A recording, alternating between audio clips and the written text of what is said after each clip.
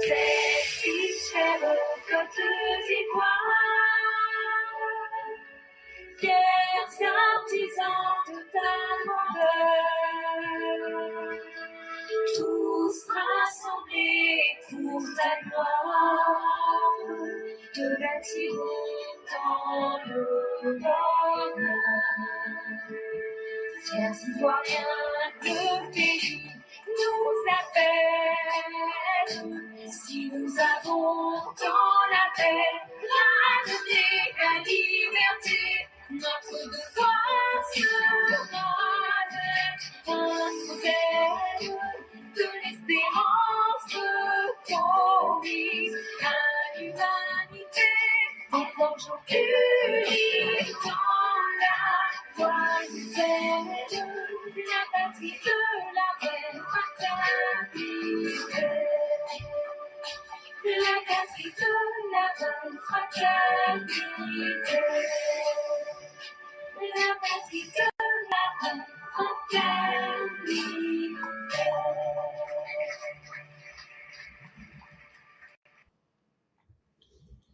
Bonjour mesdames et messieurs, bonjour chères auditrices, bonjour chers auditeurs. Bonjour à tous ceux et toutes celles qui nous suivent en ce 17 avril 2025.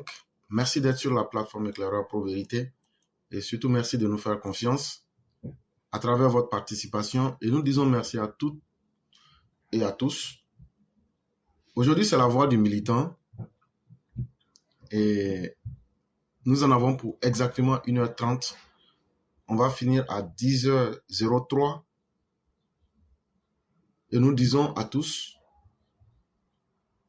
et à toutes, si vous souhaitez participer, faites-en la demande en ce moment même pour ne pas perdre du temps et pour ne pas créer un vide. Et merci infiniment à tous. Et au regard de de Alerte 7 Info, on vient à peine de recevoir la notification que le FPI demande la démission de l'ensemble du personnel de la CEI. Une déclaration faite par Pascal Affi-N'Guessan. Celui-là même qui s'était porté volontaire à être le porte-parole de la CNT, sinon du CNT de 2020. Et donc encore, ils sont en train de récidiver dans la même rengaine.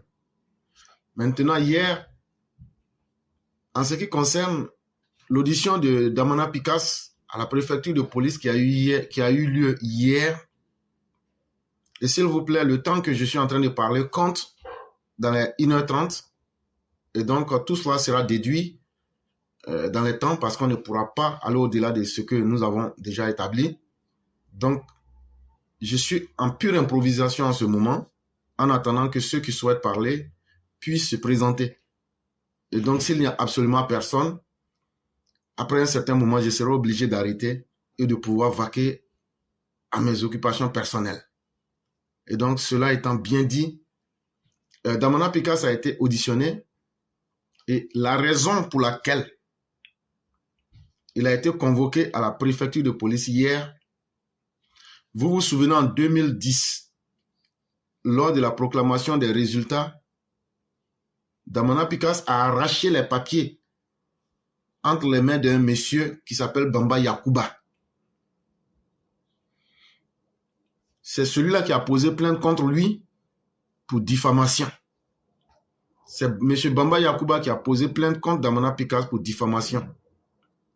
Dans la plainte, M. Bamba Yakuba estime que sur les événements que je viens d'évoquer, c'est-à-dire le fait que Damana Picasse a déchiré les résultats qui étaient en train d'être proclamés, il a estimé que Damana Picasse faisait dans du mensonge et que cela ternissait son image. Et donc, au nom de cette réalité, il a posé plainte. Il a été Damana Picasse entendu. Ainsi de suite, donc, la vie évolue. Et après, il est rentré tranquillement chez lui. Et comme je vous le disais, Soro Guillaume se trouve actuellement au Ghana. Hier, il a été même reçu par le grand imam de la mosquée centrale de la capitale ghanéenne. Et certains nous disent même qu'il aurait élu domicile au Ghana. Donc, on attend de voir ce que les informations vont nous donner dans les jours à venir.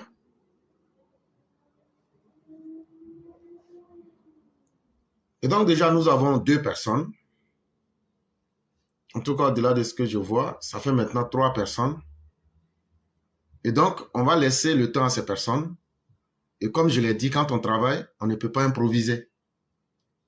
Donc, j'avais dit que nous en avons jusqu'à 10h03. Je vais permettre à ces personnes de pouvoir s'exprimer. Et si d'aventure certaines autres personnes se présentaient, je ne pourrais pas vous laisser du temps autre que ce qui est disponible. Et comme je l'ai dit, ça fait maintenant 4 personnes. Et il y a la reine de Saba qui désiste. Je ne sais pas si elle ne pourra plus participer.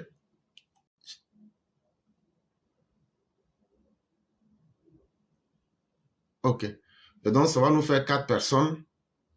Et donc, nous allons permettre à chacune d'utiliser au maximum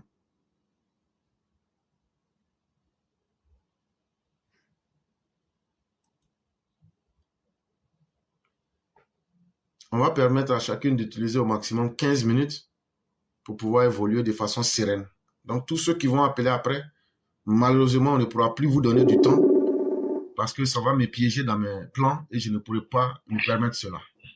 Bonjour la reine de Saba. Oui, ça va et vous? Oui, je vais très bien. Nous sommes en ce moment en direct et on va vous laisser la parole. Bonjour éclaireur, bonjour à tout le monde. J'appelais aujourd'hui pour vous dire merci. Merci pour tout ce que... Est-ce que vous pouvez parler un peu plus fort? On ne vous entend pas. Ah, d'accord. Allô, ça va? Oui. Vous avez un écouteur ou bien un appareil? Non.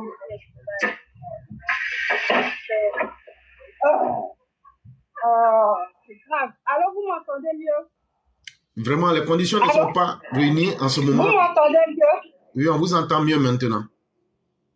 Ah, ok. Comme je suis dehors, c'est le bruit là qui fait.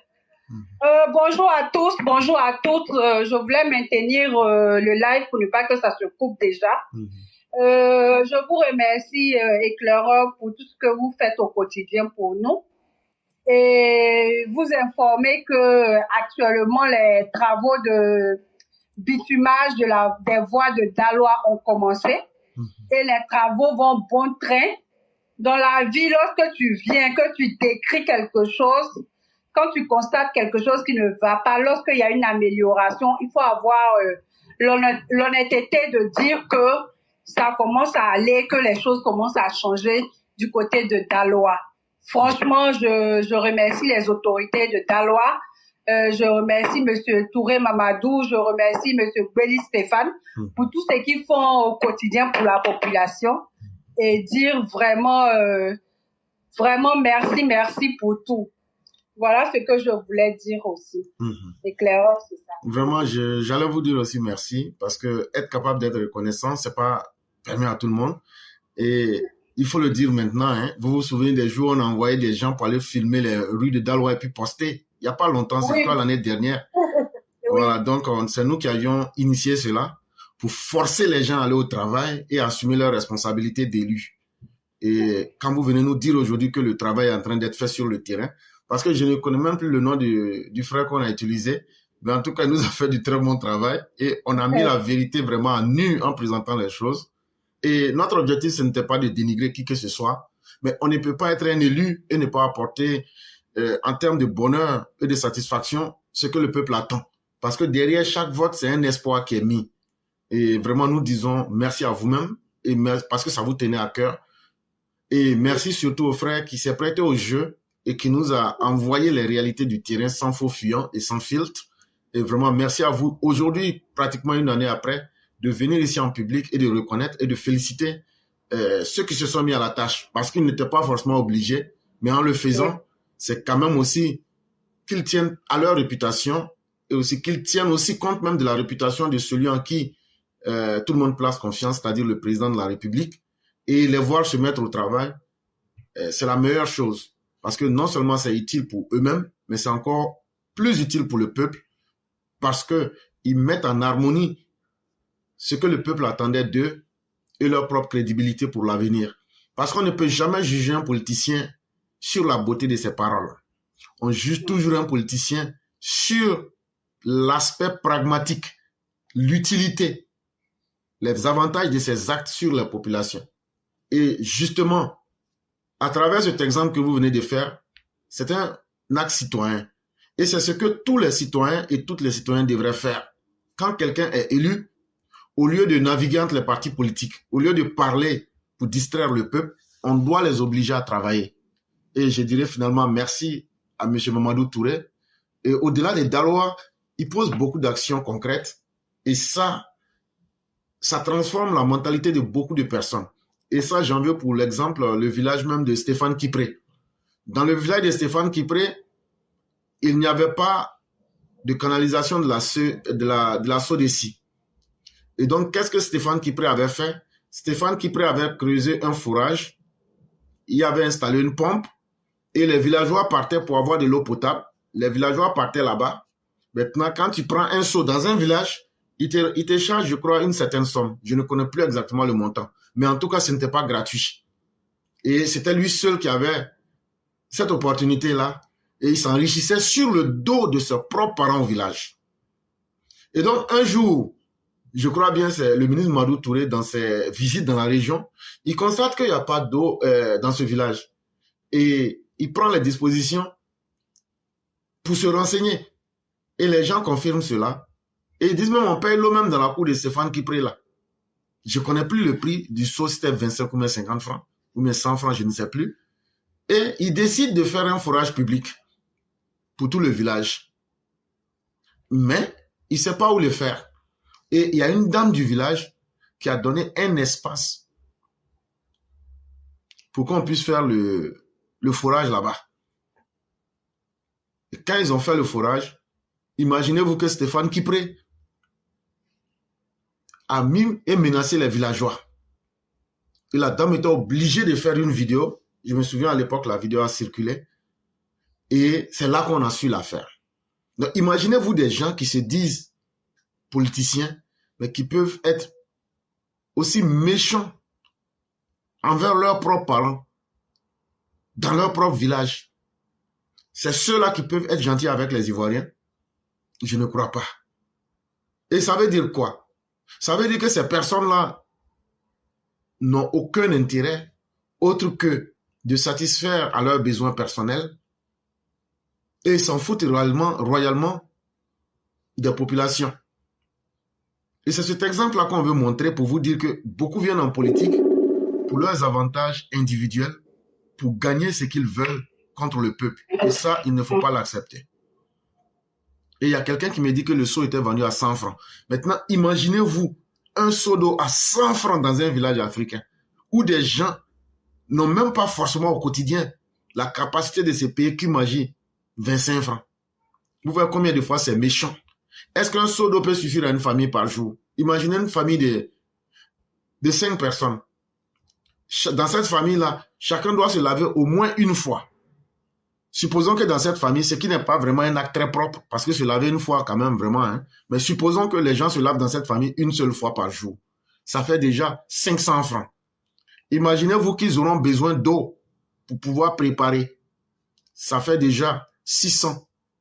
Donc ça veut dire que cette famille va dépenser 600 francs par jour. Et donc, plus de 3000 francs, voire presque 4000 francs si on multiplie par 7. Mais c'est ça, les mauvais politiciens. Et donc, chers maîtres, je ne sais pas si vous avez quelque chose à ajouter.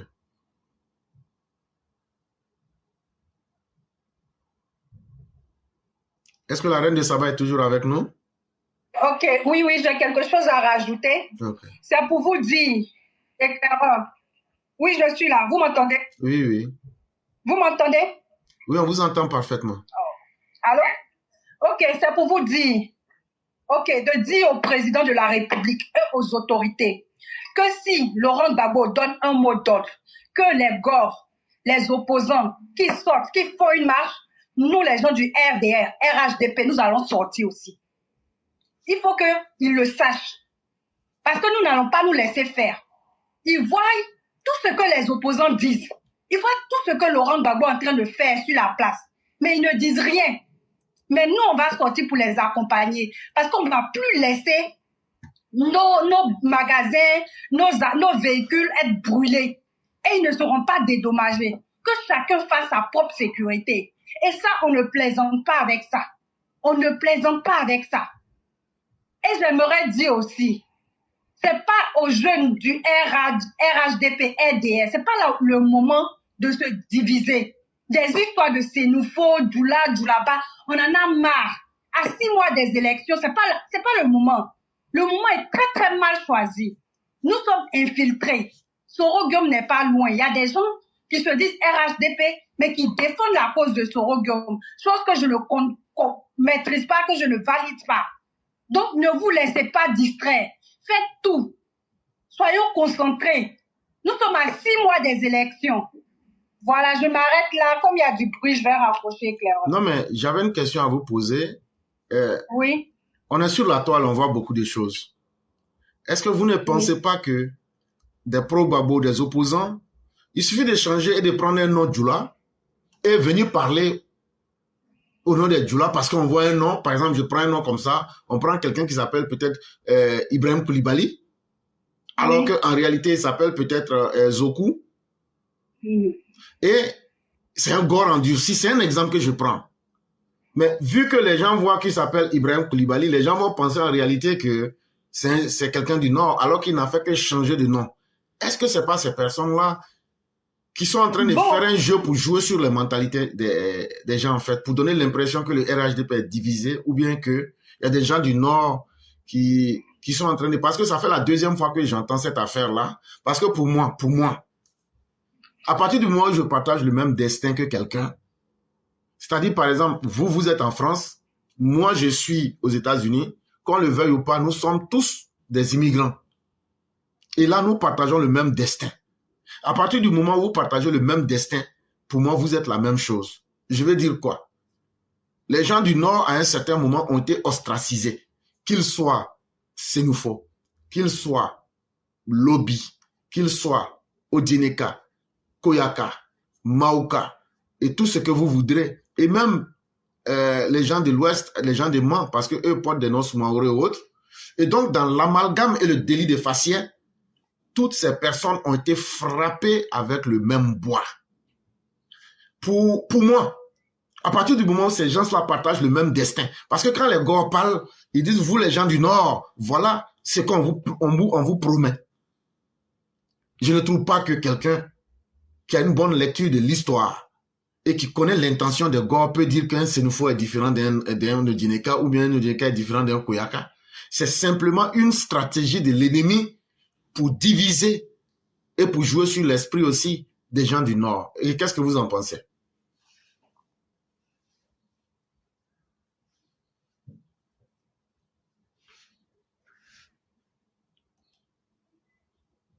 Je ne sais pas si notre mère est avec nous. Éclaireur, effectivement, il y a des gens, des gars endurcis, qui prennent le nom, le pseudonyme de musulmans ou bien de non. Je suis là, vous m'entendez? Oui, on vous entend. Est-ce que vous m'entendez? Oui. Allô, vous m'entendez? Oui.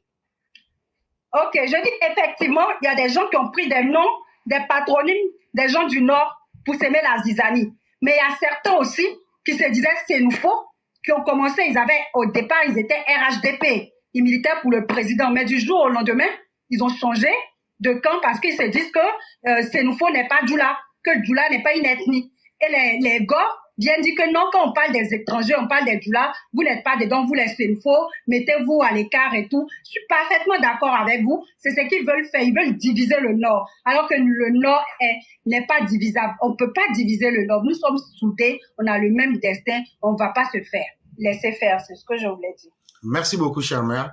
Et on a constaté la même stratégie au temps de Bédier, qui avait envoyé spécialement des gens dans le nord de la Côte d'Ivoire pour essayer de diviser les Sénoufos des autres peuples du Nord.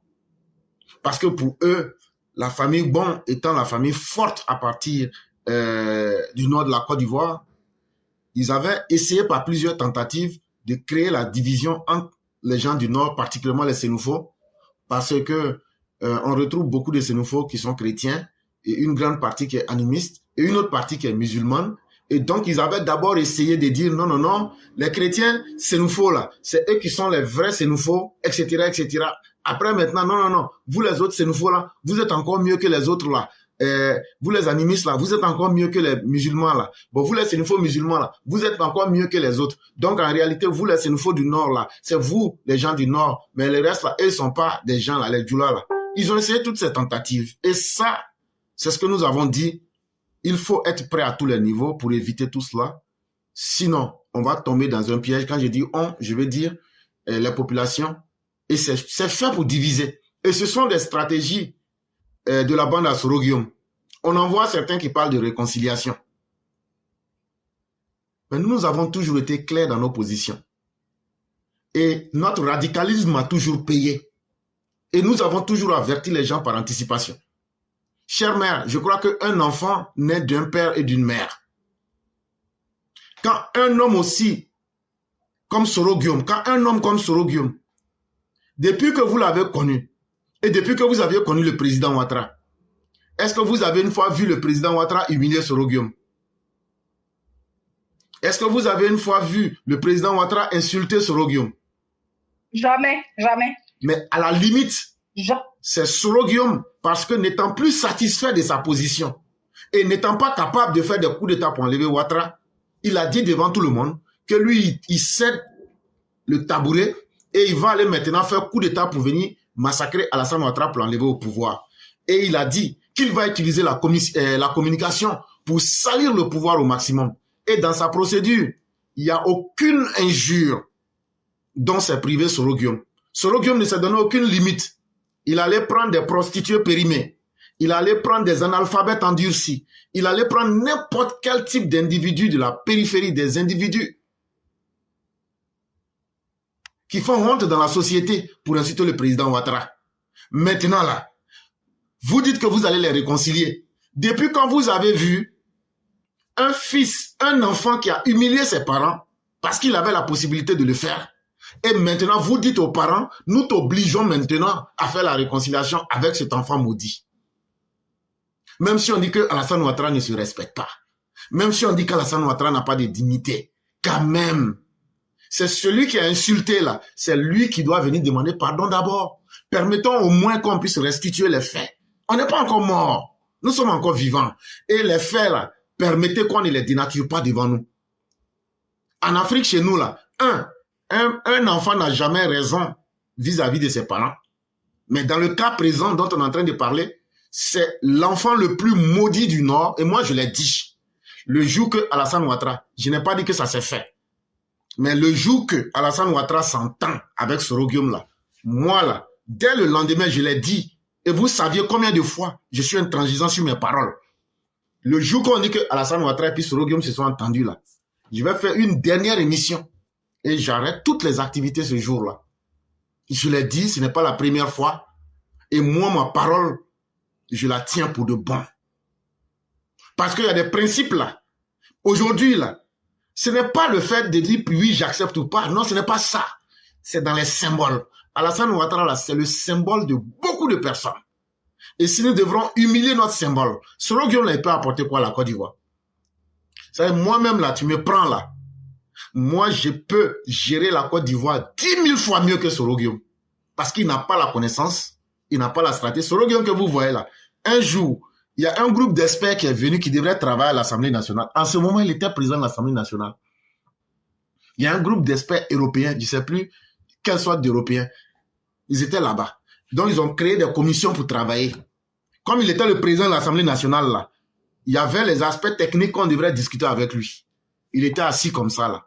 Il ne savait même pas de quoi les gens parlent. Il ne savait même pas de quoi les gens parlent. Ça faisait honte.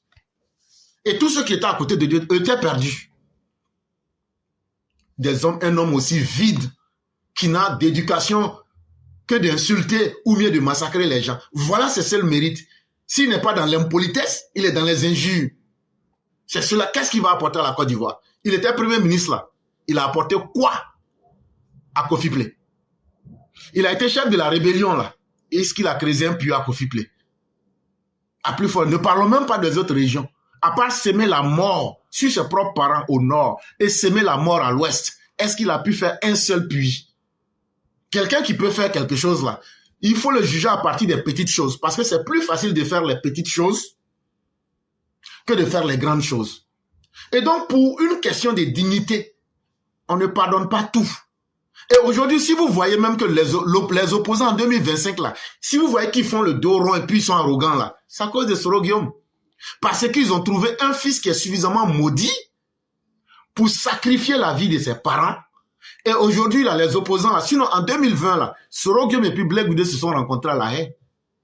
Le même CNT qu'ils avaient voulu faire, là, ils ont décidé, à travers la Guinée-Conakry, là, ils allaient faire passer des armes. Mais au dernier moment, Blé Goudé s'est dégonflé et il est sorti pour dire que lui n'est pas dedans. Est-ce que Soro Guillaume est moins intelligent que Blé Goudé? Non, parce que Blé Goudé tient à la vie de ses parents. Mais Soro Guillaume, comment quelqu'un qui dit au Burkinabé, au Ghana, avec tous ces maudits là, que non, non, non, moi je sacrifie la vie de mes parents du Nord. Eux là, on va les massacrer, les tuer. Je suis d'accord pour ça. Pour faire du mal à Alassane Ouattara. Pourquoi on dise aussi que Alassane Ouattara a connu sa rébellion? Pourquoi on dise aussi que Alassane Ouattara là, on l'a humilié aussi? Mais on va le faire en sacrifiant les Sénoufos, les Djoula, les Malinké, les Lobby, en tout cas toutes les populations du Nord. Tandis que les autres fils des autres régions sont en train de protéger leur population. Lui, il est le seul qui sacrifie ses parents du Nord. Et là, on ne parle pas de Djoula, on ne parle pas de Sénoufos, on ne parle pas de Koulongo, on ne parle pas de Lobby. C'est la terre du Nord qui est sacrifiée.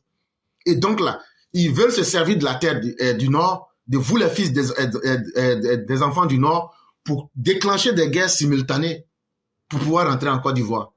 Est-ce que celui-là, et c'est chaque fois qu'ils sont en train de faire un sale coup, que vous les voyez venir pour dire on veut se réconcilier, on veut se réconcilier, on veut se réconcilier. Chaque fois que vous les voyez faire ça, ça veut dire qu'ils sont dans un mauvais coup. Mais nous autres, nous sommes assis et nous sommes très observateurs des faits. Et nous n'avons pas la science infuse. C'est vrai que sur la toile, ceux qui sont les ignorants, c'est eux qui parlent beaucoup parce que leur message est tellement facile à avaler que ça impressionne les gens. Nous, ça ne nous intéresse pas. Mais nous, nos vérités vont s'imposer degré de force. Aujourd'hui, là, les gens nous avaient qualifiés d'extrémistes. Mais aujourd'hui, là, est-ce que la réalité ne nous amène pas aujourd'hui à cet extrémisme-là? Tout est dans les symboles. Un homme qui ne respecte pas les femmes, toi-même, ton malheur, là, tu vas écrire ça. Un être humain qui ne respecte pas ses aînés, ton malheur, là, ça est dans tes mains. Alassane Ouattara, là, il a bâti toute sa réputation et tout son honneur à travers des comportements que tout le monde voit. Alassane Ouattara, là, il fait partie des hommes les plus puissants du monde, chère mère. Vous connaissez l'affaire Dominique Strauss-Kahn?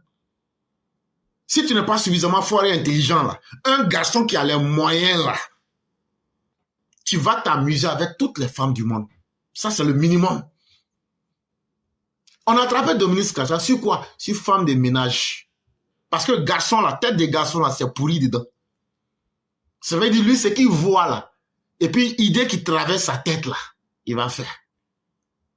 Mais depuis que vous êtes là, Alassane Ouattara, aujourd'hui, 82 ans, même ses ennemis n'ont pas pu lui coller un scandale.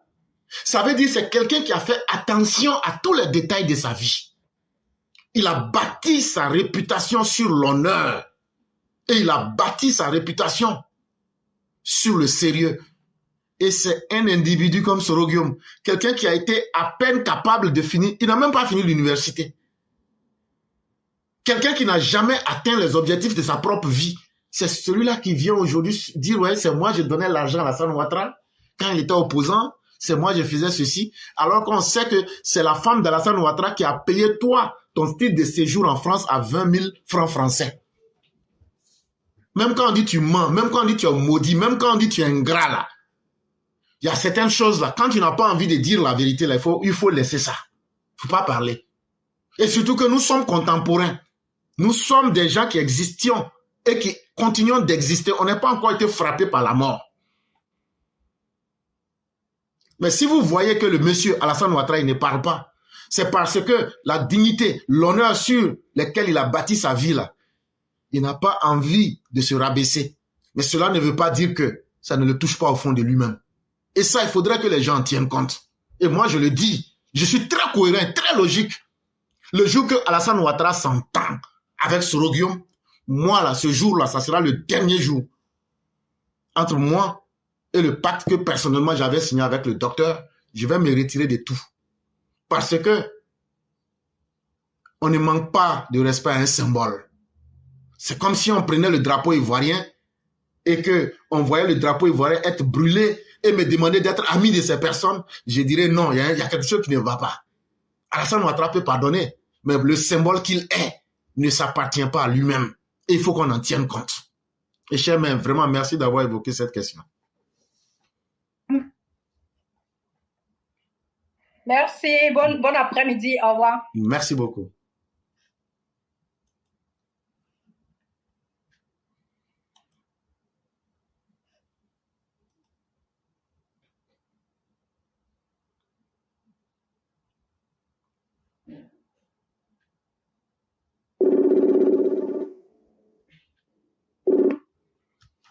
Allô?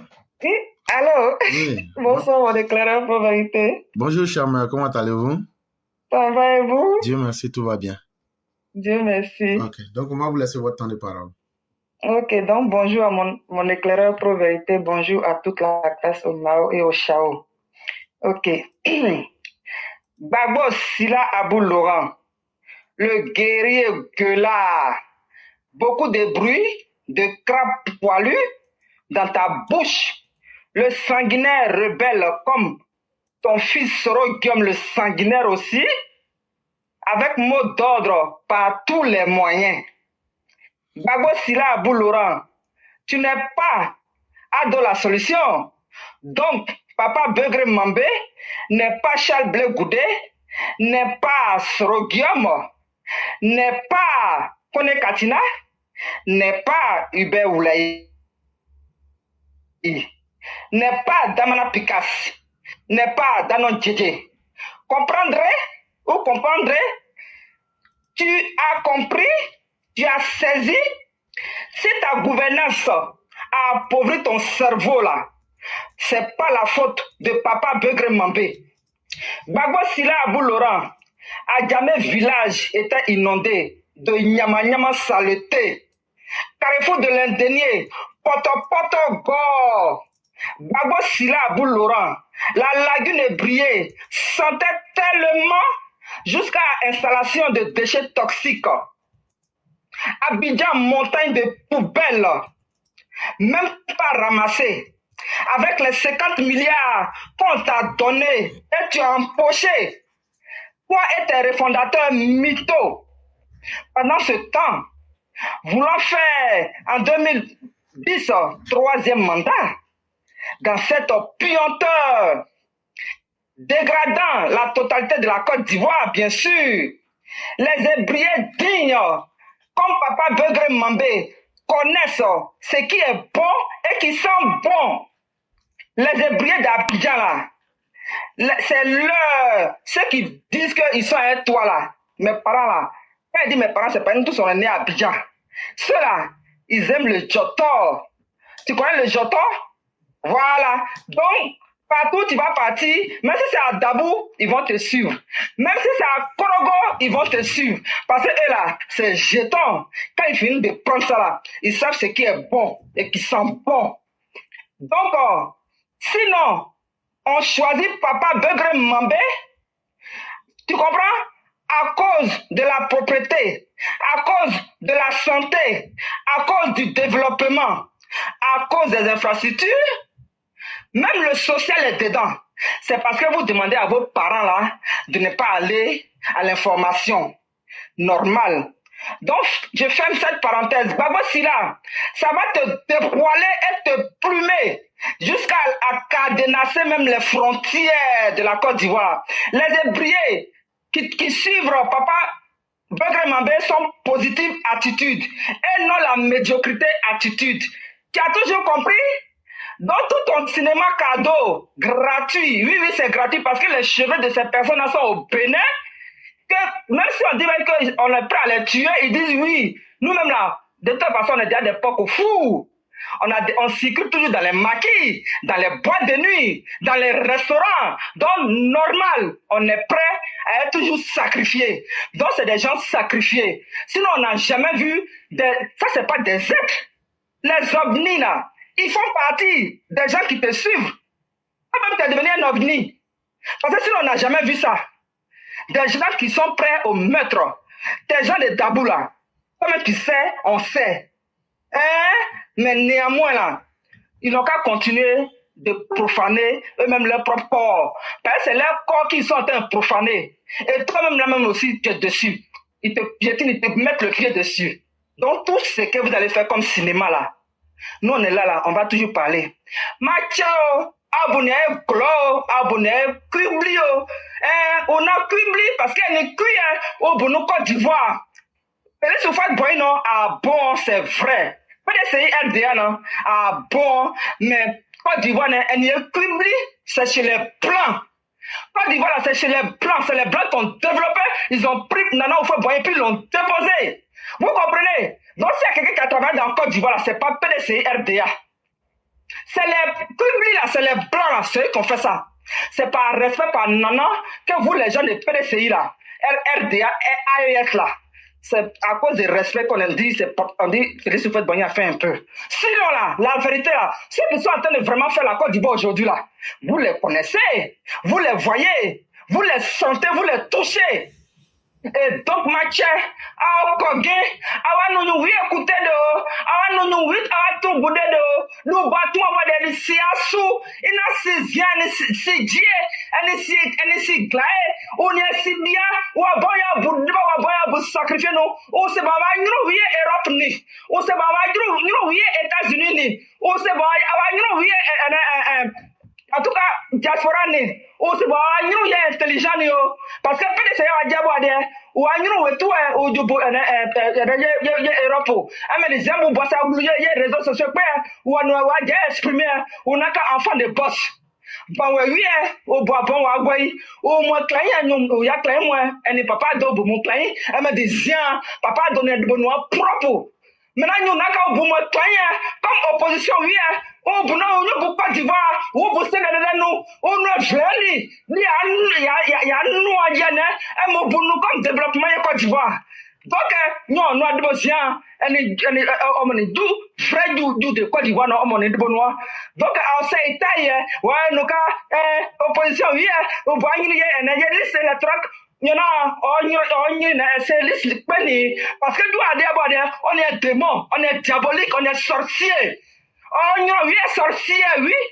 Simon veut Gbagbo, on est sorcier. Nadi Gbagbo, Bamba, on est sorcier. Elle est sorcier, oui, non, au bout, c'est bon, d'ailleurs, non. Mais les gens, nous, ou à Boka, nous, si, ou à nous, mais à Bono, au bout, si, mais à bon, il a un gouedi, et il est gris. Viens, nous les bois bon, mon client, on est comme au fouet, à non regretter. Donc, regret n'est pas c'est bon, on va trop d'aider. Mes parents, je dis, aujourd'hui là, si vraiment les vrais fils de soi-disant de la Côte d'Ivoire là, on les a mis au pouvoir de décembre 1999, ils n'ont rien foutu jusqu'à avril 2011. C'est pas aujourd'hui que le fils de la Côte d'Ivoire est en train de travailler, qu'on va dire qu'il va quitter. Alors que les AES là, aujourd'hui, il faut que la merde, les gens meurent au nord, au sud, à l'est. Mais ceux-là, ils sont dans leur capitale et puis ils disent que le pays va bien. Et c'est ce que les Soro Gyomo et puis Gbagbo là, c'est ce qu'ils voulaient gérer quand ils étaient au pouvoir. C'est ce qu'ils ont, la division des pays qu'ils ont fait là, c'est ce qui est en train de se passer chez les AES là-bas. Même au Cameroun, même ça existe aussi. Donc je vous en supplie, ne rentrez pas dans ce jeu-là. Écoutez celui qui est en train de travailler pour que vous allez de l'avant. Parce que les PDCI là, ils ont pris le pouvoir, ils ont arrangé leur famille. Aujourd'hui, c'est eux qui sont sur TikTok en train de dire qu'eux savent parler français, qu'ils font gros mots. Celui qui connaît gros mots au nord là, celui qui a été géré le pays là. Celui qui connaît gros mots au nord, qui a étudié là, celui qui a été géré le pays là. Donc ceux qui ne sont pas arrivés loin de l'école là, c'est eux maintenant qui sont en train de se battre pour vouloir sacrifier enfants des gens, pour vouloir sacrifier les gens, pour venir au pouvoir. Éclairez quoi? Merci beaucoup, chère mère. Et Ben Koné qui dit qu'il vous offre un coca. Parce que vous avez frappé là où il faut. Et vous avez tellement bien dit les choses. Vous avez utilisé, en partant même du guéré, pour dire les choses dans un français terre à terre. Ceux qui disent qu'ils parlent gros français là. Gros français là, on voulait voir ça dans le travail. C'est ça. Les autres parleurs de gros français là, du PDCI, du FPI là, quand eux n'ont pu rien faire quand ils étaient là. Le gros parleur de français du Nord là, Alassane Ouattara là, lui il fait son français là, lui il transforme ça en point, il transforme ça en route. Là où il n'y a pas d'espoir là où il n'y a pas d'électricité là, au lieu de parler là, lui il a fait. Mes chers parents, comprenez une chose.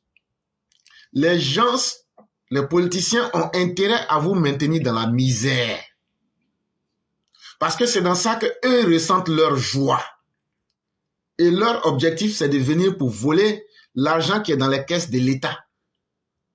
Si la Côte d'Ivoire était pays infréquentable, comme Alassane Ouattara l'a pris, si la Côte d'Ivoire était restée pays PPTE, si la Côte d'Ivoire était restée un pays dont les dirigeants n'avaient pas été capables de chasser les miliciens, de stabiliser le pays, si la Côte d'Ivoire était toujours dans les coups d'État, est-ce que vous pensez que Tidiane Thiam allait venir pour demander à être président en Côte d'Ivoire? Si le pays était dans tous les désordres que je viens de citer, est-ce que vous pensez que Laurent Gbagbo lui-même là, il allait vouloir revenir alors que rien ne va dans le pays? Est-ce que vous pensez qu'il allait demander à être président? Et ainsi de suite, vous pouvez prendre tous les autres. C'est parce qu'il y a eu quelqu'un, depuis avril 2011, qui a pu remettre la Côte d'Ivoire dans la sécurité, qui a pu redonner l'assurance à tous les Ivoiriens. Et figurez-vous, si ce n'est pas un homme comme Alassane Ouattara qui dit aux Ivoiriens, faites-moi confiance, je vais assurer votre sécurité. Est-ce que vous pensez que tous ceux qui parlent là, est-ce qu'ils ont été capables d'assurer votre sécurité? Tous ceux qui parlent là, est-ce qu'ils ont été capables d'apporter courant? Ils ne vous ont pas dit que courant est cher. Ils ne vous ont pas dit que goudron est cher. Ils ne vous ont pas dit que eux là, que l'augmentation du prix du riz là, que c'est pas leur faute. C'est pas la faute des Soroguion. Eux là, tout ce qui s'est passé là, eux n'ont pas été élus pour être responsables. Et c'est la même chose qu'ils veulent venir faire. Parce que quelqu'un qui s'appelle Alassane Ouattara a remis le pays sur un très bon chemin. Il faut qu'eux reviennent à nouveau pour détruire tout ce travail-là. Et puis voler encore l'argent des Ivoiriens pour vous faire retourner encore dans la misère. Et chaque jour, vous, vos femmes et vos enfants, vous allez être en train de courir parce que si ça ne tire pas la calache ici, ce sont des RPG-7 qui sont là-bas ou même des canons. Si pays-là, on laisse entre Blé Goudé et puis Soroguium là, chers Ivoiriens, c'est à quoi vous allez vous entendre si ce n'est pas guerre civile. Mais la Côte d'Ivoire va devenir Somalie. Bon, chaque agent que vous voyez là, tellement c'est un lâche. Est-ce que vous pensez que si celui-là prend le pays là, les gens comme les Blé Goudé avec les Soro vont le laisser en paix? Ils vont dire, mais il ne vaut rien, donc on va l'attaquer jusqu'à il va fuir. Non, il y a des choses qui sont tellement simples. Et ça, on vous le dit. Et vous-même, là, vous utilisez votre esprit pour dire, ça là, c'est vrai, ça là, c'est pas vrai. Bon, Afingé San qui est là. Quelqu'un qui s'habille en Woubi. Quelqu'un qui s'habille en Woubi. Est-ce que celui-là, il ne va pas voter que l'homosexualité n'a qu'à être une loi dans le pays? Ça, ce sont des choses claires, simples qu'on prend. Au moment où les garçons sont en train de prendre comme Rambo, on prend les maquillages pour tracer traits sur nos visages, pour attacher foulard rouge, et puis pour porter débardeur, et puis maintenant prendre ça, et puis maintenant aller s'arrêter au bord de la route là pour commencer le travail là. Lui, c'est dans ça, lui, il prend soutien rose, slip rose, rouge à lèvres rose, perruque bleue, boucle d'oreille rouge noir, et puis maintenant il se met dedans, et puis il commence à changer la démarche. Ça là, c'est comportement de PD. Ça là, s'il vient là, tous vos petits garçons là, il va payer des poupées pour eux, pour les... Vous savez de quoi je veux parler. Il y a des signes qui ne trompent pas. Alassane Ouattara là, il ne cherche pas à ressembler à quelqu'un. Il cherche à ce qu'il soit jugé sur son travail. Et c'est pourquoi le respect s'impose. Vous voyez tous ces politiciens comédiens histrions là, vous voyez qu'il ne se mêle pas dans la mare. Il est lui-même et il fait ce qu'il doit faire. Et il attend qu'on le juge sur ça. Et donc, chers Ivoiriens, la réalité en face de vous, ne vous trompez pas. Nous, on vous conseille là. Moi, je ne suis pas au pays. Maman Ouragan n'est pas au pays. Donc, on a nos familles qui sont au chaud ici. Hein. Donc là, nous, on parle parce que on veut sauver toutes les vies. On veut ouvrir les esprits pour que vous soyez maîtres de vos destins. Mais si vous-même, vous voulez vous amuser avec vos vies là, mais qu'est-ce que nous, on peut faire? On va vous regarder dedans. Ça va passer sur TV5. On va voir les femmes ivoiriennes en train de se prostituer. On va voir la Côte d'Ivoire en train d'être défigurée. Mais nous, on ne peut pas faire, hein. Nous, on ne peut rien faire d'autre. Ce qu'on peut faire, c'est maintenant là qu'on doit vous avertir de faire très attention pour ne pas que vous tombiez dans le piège de la division, dans le piège de l'ignorance. L'ignorance n'est plus une excuse dans un monde où l'information est partout. Aujourd'hui, là, sur la Terre, là, il n'y a plus quelqu'un qui est ignorant. Et vous allez me demander pourquoi. Parce qu'aujourd'hui, là, tout ce que tu as envie d'entendre, là, tu sais où trouver. On n'est plus à l'époque de Fraternité Matin, de Ivoire Hebdo, ou bien encore, non, il n'y a pas de journal dans notre pays. Non, il n'y a pas l'argent pour créer télévision. Aujourd'hui, là, tellement, tout le monde a accès à l'information, là. Personne même ne regarde même les chaînes de télévision encore. Parce que chacun sait ce qu'il veut, là, il trouve ça sur Internet. Donc, aujourd'hui, là, plus personne ne peut dire, comme nous, on est ignorants, là, nous, on ne connaît pas, c'est faux. Si tu cherches la vérité pure et dure, là, faut venir ici. Si tu cherches à être trompé, là, il faut aller chez les autres, là, tu vas trouver. Chez les opposants, tu vas trouver. Donc là, tout est clair devant tout le monde. Mais c'est que toi-même, ton âme aime au fond, là. C'est ça, tu vas te cacher. Parce que quand tu allumes, là, il n'y a pas quelqu'un à côté de toi. Quand tu allumes ton téléphone, là, ce que tu veux regarder, là, c'est ce que tu regardes. Et c'est ça qui va te conditionner. Et donc là, plus personne ne peut dire, comme je suis au campement, je ne suis pas là à l'école, là, c'est pour ça. Toi, tu n'es pas allé au campement, mais c'est les bérets que tu aimes. C'est les mauvaises personnes, ceux qui peuvent te tromper que tu aimes écouter. Mais c'est ce que tu as voulu. Et c'est comme ça que ta vie va finir. Mais si tu aimes la vérité, si tu veux libérer ton esprit, nous, on ne t'oblige pas. Nous, on te dit, toi-même, choisis-toi le chemin que tu veux. Et accepte les conséquences. Et vraiment, merci beaucoup, chère mère. Merci infiniment de tout cet effort. Et que Dieu puisse nous en être reconnaissants. Merci beaucoup, mon éclaireur, pour m'aider. Pareil aussi à la famille éclaireur ou éclaireuse. Merci beaucoup, chère mère, et que la grâce de Dieu demeure en nous. Merci. Merci beaucoup.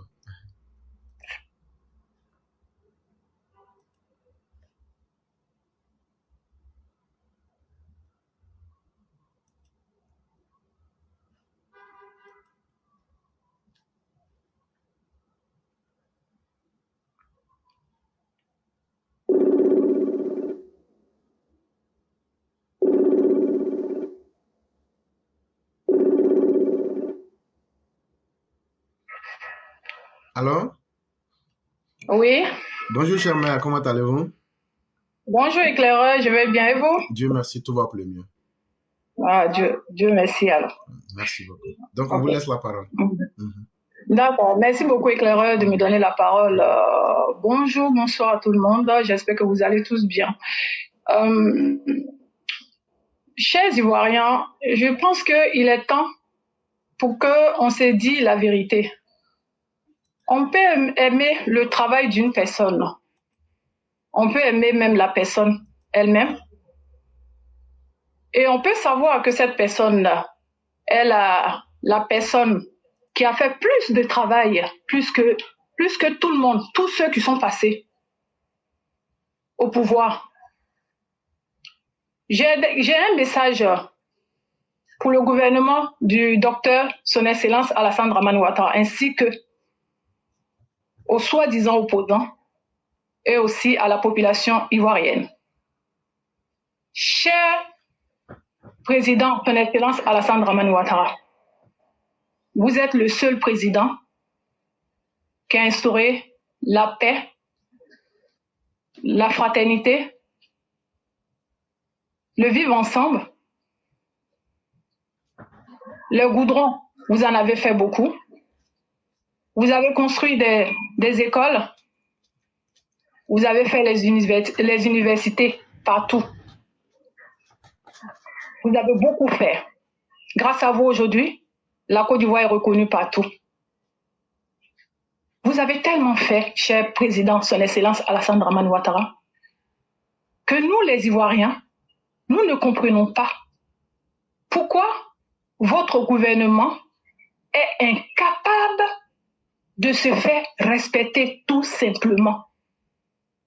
En tant qu'un président qui n'a pas manqué auparavant de boucler des cafards comme Laurent Gbagbo lorsqu'il fallait, nous ne comprenons plus rien. Désormais,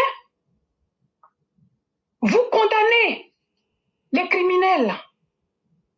Et après, on les laisse aller libres. On les laisse venir narguer les victimes.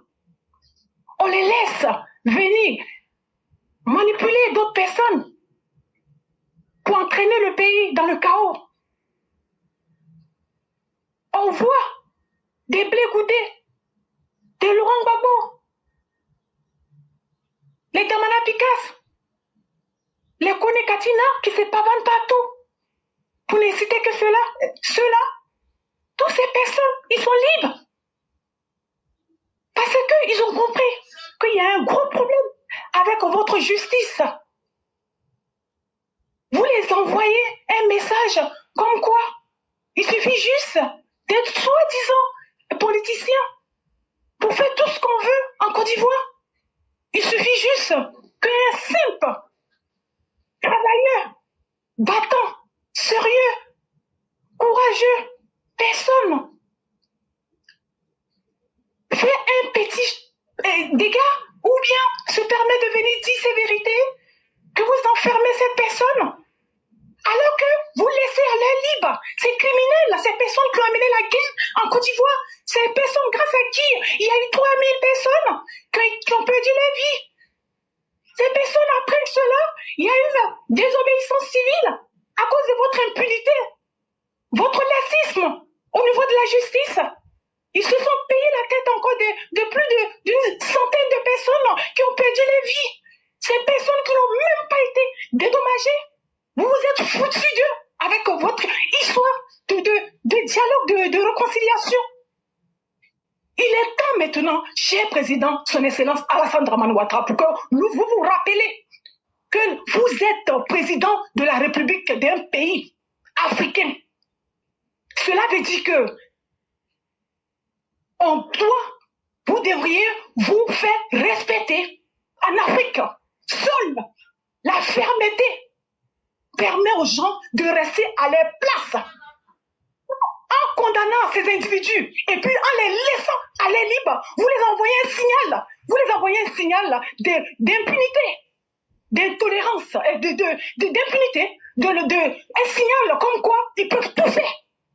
Que tous les permis de la population ivoirienne nous sommes comme des bétails. On peut tout faire, on peut venir nous assassiner et puis on vient s'arrêter demain, on rigole et puis ça passe. Nous avons perdu nos parents, nous avons perdu nos enfants, nous avons perdu nos biens à la faute de votre justice mentiste. Cher président, son excellence Alassane Dramane Ouattara, nous les Ivoiriens, nous en avons marre de cette impunité en Côte d'Ivoire. Ce n'est pas normal. Ce n'est pas normal de convoquer les gens et après nous savons que ça ne va aboutir à rien. Nous en avons marre, nous ne sommes pas des marionnettes. Nous ne sommes pas des enfants.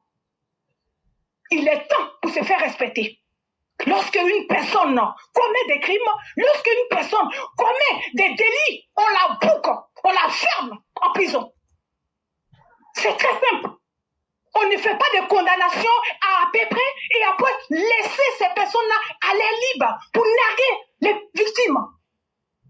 Nous ne voulons plus cela. Voilà l'élection qui est en train de s'approcher. Voilà les individus qui commencent à sortir partout, qui commencent à faire des réunions à gauche, à droite. Parce qu'ils ont compris qu'ils peuvent tout faire. Vous dites que auparavant, ils vous ont surpris. C'est bien beau tout ça. Ils vous ont pas surpris, c'est parce que vous êtes restés là dans votre politique. Votre politique de la loi qui n'est pas respectée. C'est pour cela que ces personnes ont eu le courage d'aller jusque là où ils sont arrivés. Donc il est temps maintenant que la population, maintenant je m'adresse à vous, chère population ivoirienne. Il est temps maintenant pour que vous compreniez que le président, son excellence Alassane Dramane Ouattara était un président qui a tout fait. Il s'est battu. Oui, il est un bon président. Ça, personne ne peut nier.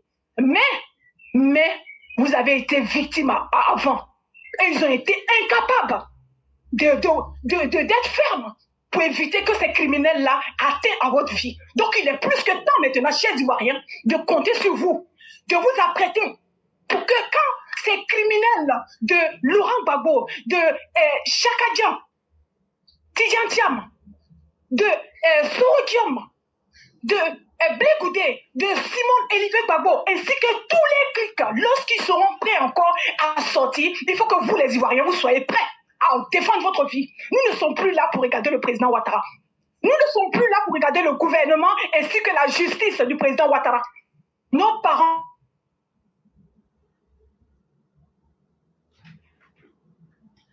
des présidents, c'est plus important que la vie du président Ouattara. C'est plus important que la vie du gouvernement du docteur son excellence Alassane Ouattara. Trop, c'est trop.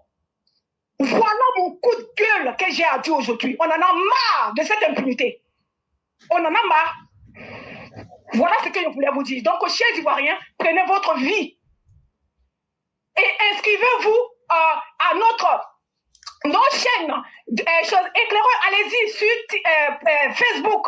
Vous vous inscrivez sur Éclaireur Pro Vérité pour avoir les nouvelles fraîches, pour savoir qu'est-ce que ces criminels-là sont en train de apprêter pour venir faire dans notre pays. Parce que vous savez très bien de nos jours que ces personnes-là, ils ne veulent rien de bon de vous. Tout ce qui les intéresse, c'est que vous venez s'asseoir au pouvoir et profiter au détriment de votre vie. Ils n'en ont rien à cirer de votre vie. Le président Ouattara se préoccupe de votre vie, oui, mais il est incapable de se faire respecter. Et ça, trop c'est trop. Donc, il est plus que temps pour vous, les Ivoiriens, de savoir que vous êtes propriétaire de votre vie. Vous ne devriez plus laisser quiconque atteindre à votre vie sans faire le retour à l'envoyer à la personne.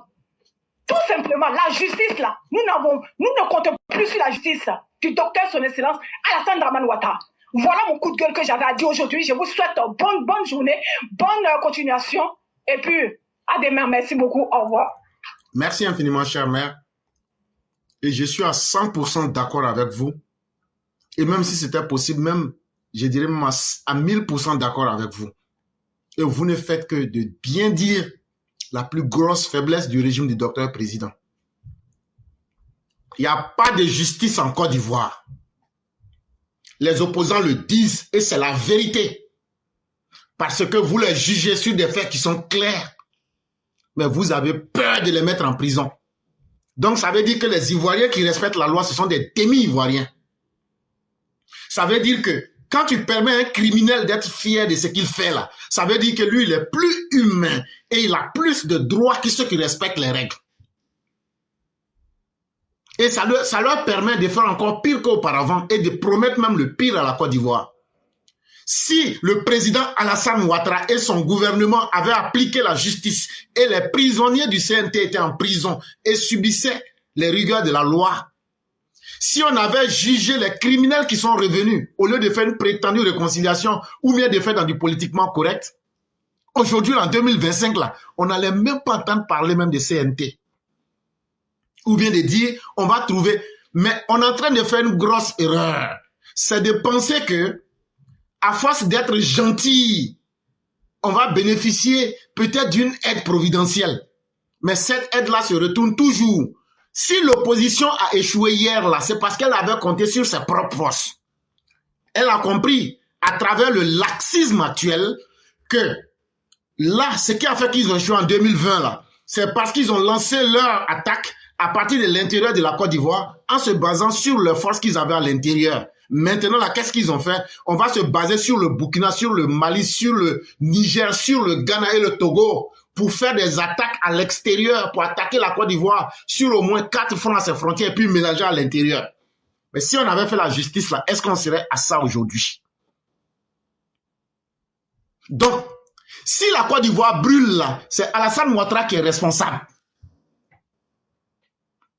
Hey, on peut aimer quelqu'un, hein, mais dire la vérité là. Et je tiens à préciser cela au président de la République. Tu es un Mandinka. Tu es un fils du Mandé à la fin de la journée. Dans le livre de tes ancêtres, on dit qu'il ne faut jamais sous-estimer quelque chose, mais il ne faut jamais rien surestimer. Mais dans ton cas, on a l'impression que tu sous-estimes trop cette opposition. Ce sont des hommes, ils sont très forts dans le mal. Et aujourd'hui, là, Ils sont en train de manipuler pour créer, à partir de la Côte d'Ivoire, provoquer une guerre régionale. Mais s'ils le font, c'est parce que toi et ton gouvernement, vous avez été incapables de faire la justice.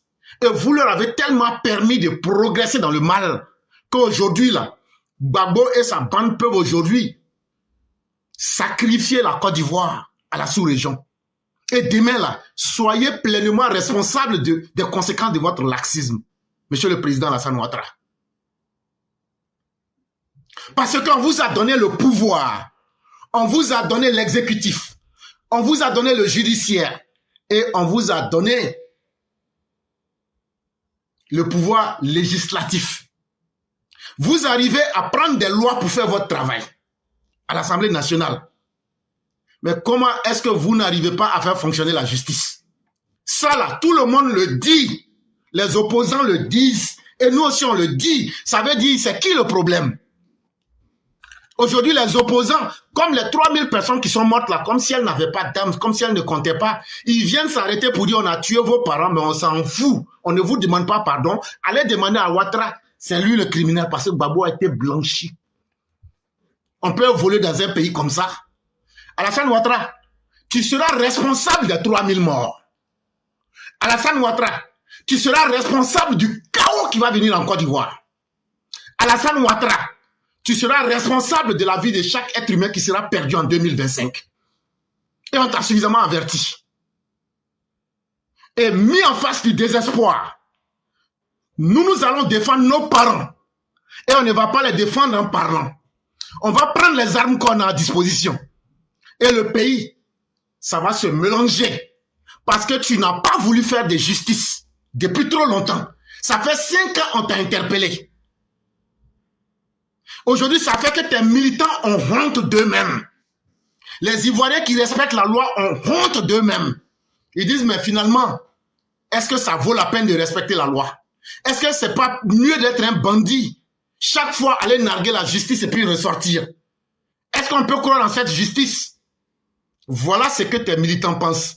On se sent humilié, on se sent honni, on se sent diminué, on sent que notre humanité n'a aucune valeur.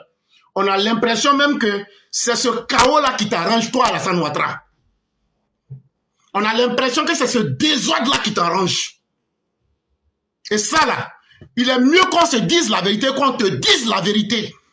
Tu dois changer. Et tu dois remettre les pendules à l'heure. Parce que nous ne sommes pas contents. Parce que nous avons trop subi. Et parce que nous n'en pouvons plus. Et donc, si demain, les gens de l'opposition lancent même un appel, même s'il faut que nous devenions des kamikazes, et avec l'énergie du désespoir, nous allons aller nous battre. Si nous ne sommes pas tués, c'est nous qui allons tuer. Parce que c'est vous qui nous avez conduits à ça. Parce que la justice, on ne sait pas dans quel sens elle va. Et à un certain moment, ça nous fait désespérer. Et ça nous fait honte. Et il faut que vous changez de pas de danse, Monsieur le Président. Parce que là où on va, un jour, tout risque de vous échapper. Vous avez votre plan. Ça, c'est vous, votre plan. Mais n'ignorez pas que nous avons nos vies à défendre. Nous sommes dans les quartiers. Nous sommes des individus qui respectons la loi. Mais on ne sera pas des naïfs pour que nous puissions être livrés à des criminels sans foi ni loi. En 2020, ça a été le cas. Qu'est-ce que 2025 promet? À chacun de réfléchir. Mais personne ne dira que la vérité n'a été dite et personne ne dira qu'il a été surpris. Et donc, chers mères, je vais m'arrêter là. Ok, merci beaucoup et au revoir. Merci infiniment à vous.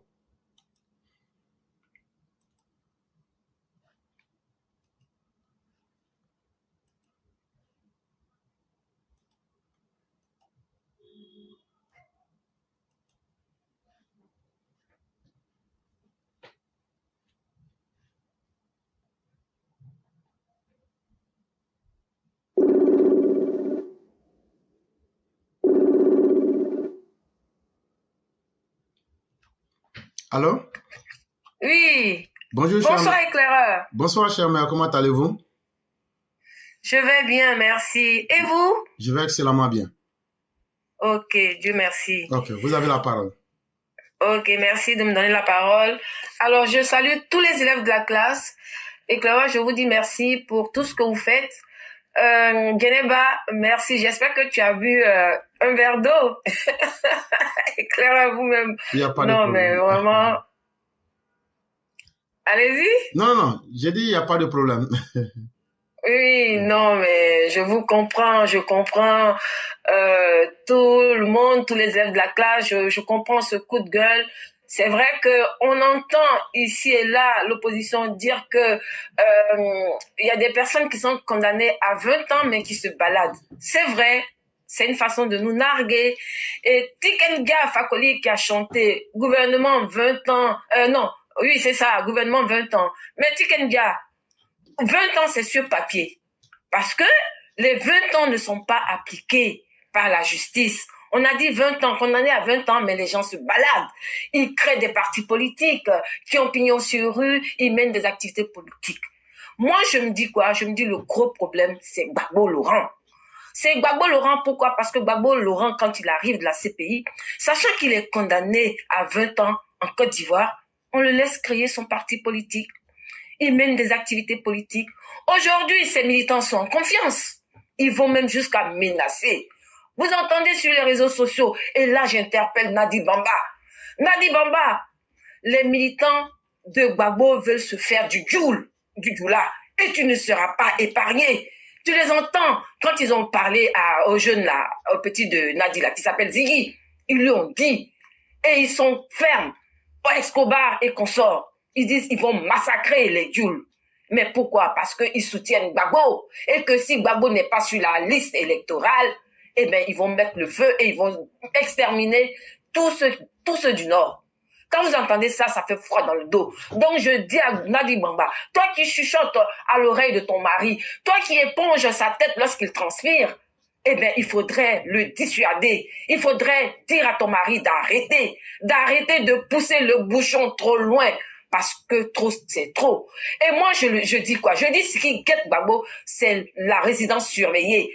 Parce que en 2020, quand ils ont fait le CNT, Gbagbo, il a bien participé, mais comme il était à la CPI, eh ben, il a échappé à la résidence surveillée. Et c'est Henri Konan-Bédié qui a eu cette résidence surveillée. Mais comme le président Ouattara, c'est un homme, il est tellement posé, il est tellement serein, il est tellement calme, et il a une dimension tellement spirituelle qu'il laisse faire.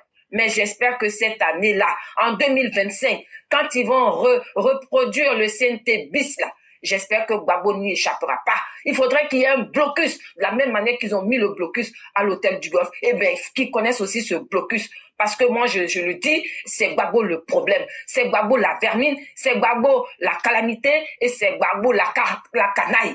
Voilà. Donc vraiment, il faudrait qu'on l'arrête, ce Gbagbo, parce que ça ne peut pas continuer comme ça. C'est lui qui crée la merde, c'est lui qui crée la zizanie, parce que étant condamné à 20 ans, n'ayant pas été amnistié, n'étant pas sur la liste pour candidater ou pour voter, eh ben, il pousse ses militants à l'affrontement. Et donc, nous n'allons pas le laisser faire. Je m'adresse aussi à Simone Gbagbo, parce que Simone Gbagbo, elle est solidaire du fait que le PPACI et le PDCI se soient retirés de la commission électorale indépendante. Ça veut dire quoi? Ça veut dire qu'elle aussi, elle est dans le coup parce qu'ils ne veulent pas aller aux élections. Tout ce qu'ils veulent, c'est créer la chienlit, c'est créer le chaos. Eh bien oui, c'est vrai, il n'y a pas de justice, nous l'avons décrié parce qu'ils n'ont pas été condamnés. Ils ont eu 20 ans, mais ils se promènent. Mais c'est normal qu'ils se réjouissent, c'est normal qu'ils nous narguent, c'est normal qu'ils continuent de nous provoquer. Mais nous n'allons pas laisser faire. On espère que cette fois-ci, ils vont être interpellés et ils vont être gardés là où il faut. Et Clara, vous avez parlé d'Afi N'Guessan. J'espère que Afi N'Guessan, la prochaine fois, il va pas se déguiser pour tenter de fuir. Et on l'a vu, Afi N'Guessan, à Paris, il est avec les soroïstes. Eh ben, c'est lui qui a remplacé Sorodium pour les crush parties. Donc, nous disons à Afi N'Guessan, ce qu'il est en train de commencer, il faudrait qu'il termine. Parce que cette fois-ci, on ne va pas le louper. Il va pas avoir l'occasion de se sauver pour aller se réfugier quelque part. Donc voilà, éclaireur, je vais pas être long. L'essentiel a été dit, mais vraiment, ces opposants-là, nous n'allons pas les laisser. Et à Bonois, nous n'allons pas laisser le mur de la honte s'installer à nouveau, comme ça a été le cas en 2020. Et nous n'allons pas les laisser lyncher le commissaire de Bonois qui a failli passer de vie à trépas à cause du CNT. Non, ça ne va pas se reproduire. Donc, il faudrait vraiment que nos forces de l'ordre se déploient pendant les élections partout sur le territoire ivoirien, afin que nous évitions le chaos, que nous évitions les morts, afin que l'opposition ivoirienne ne fasse pas le décompte macabre des morts, parce que c'est ce à quoi l'opposition veut nous conduire, pour dire que voilà, il y a eu des morts lors de l'élection présidentielle de 2025 et que on met ça sur le compte du président Alassane Ouattara pour ternir, pour tâcher sa mandature.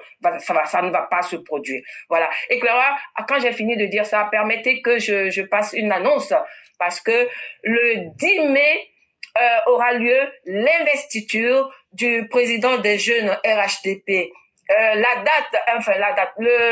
L'adresse et l'heure seront communiquées plus tard. Donc j'invite tous les jeunes, même tous les militants du RHDP à venir ce 10 mai afin que nous investissions le président des jeunes comme ça l'a été avec la présidente des femmes du RHDP. Voilà, nous invitons tout le monde à venir pour montrer que le RHDP est là, que le RHDP occupe le terrain, et donc ça va être une grande fête. Donc nous invitons tout le monde à venir le 10 mai à l'investiture de notre jeune frère. Et Clara, c'est le message que je voulais passer. Merci beaucoup.